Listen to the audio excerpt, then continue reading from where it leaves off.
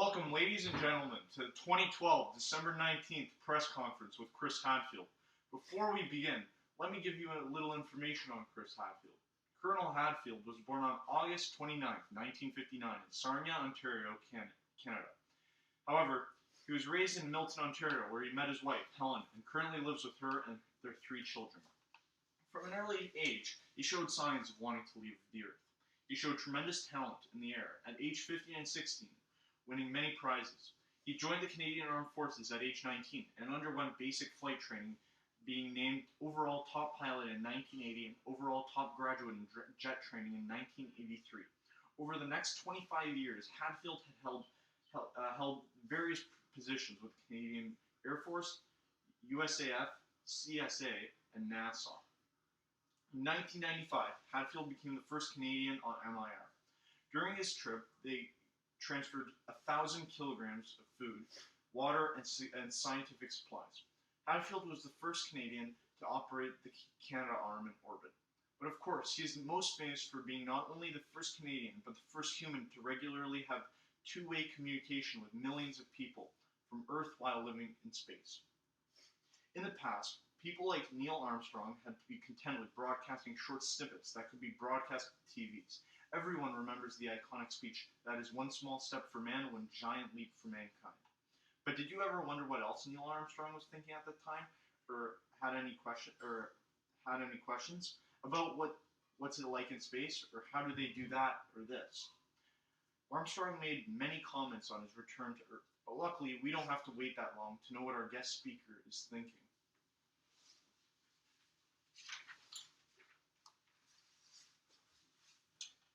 Hello, everyone.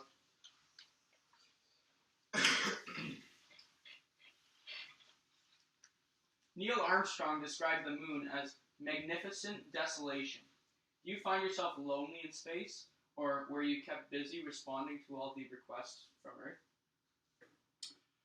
Well, I don't think I've ever missed my wife and kids so much in my lifetime, to be honest. I tried to keep myself busy by taking my mind off things and taking my mind off how much I missed everything. I did this by answering 1 or 2 questions a day on Twitter. I picked up playing the guitar, and I got involved with a song called ISS, which stands for Is Somebody Singing, but that's ironic because it's also the International Space Station. How did you prepare for the trip? I've been preparing for the trip my whole life. I was a great pilot at the age of 15 and won awards and scholarships. When I was a kid, I played almost every sport possible, and still do to the day because it keeps me in great shape. I did many education systems, like I became an Ontario Scholar, a bachelor's of degree in mechanical engineering, Royal Military College, research at University of Waterloo, Masters of Science in Aviation Systems. As you can see, I had my mind on becoming an astronaut the whole time. Yeah. What were the disadvantages of being in space? And what were the advantages, too? You want to skip The advantages are that you really realize how much you actually take for granted on the Earth. Sometimes you might want to go for a run or eat healthy and you give yourself an excuse. Well, being in space gives you a whole new outlook on life where you no longer have an excuse, and I know that once I get back to Earth, my attitude is going to stay the same. The disadvantages, however, are that you miss your family, obviously, and being stuck in, a spacecraft going through space isn't always the most comfortable thing.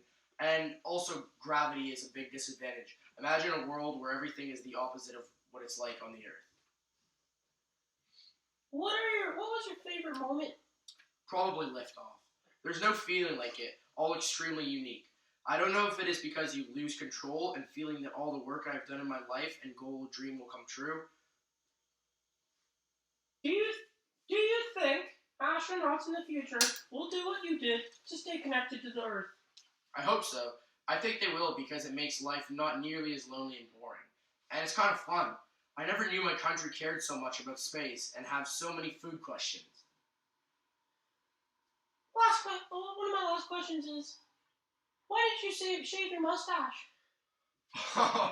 I just felt like I should change it up, and so I decided to. Last question, please.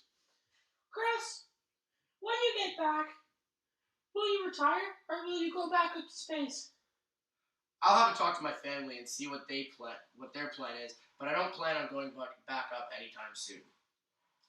Thank you very much. Thank you. Cheers.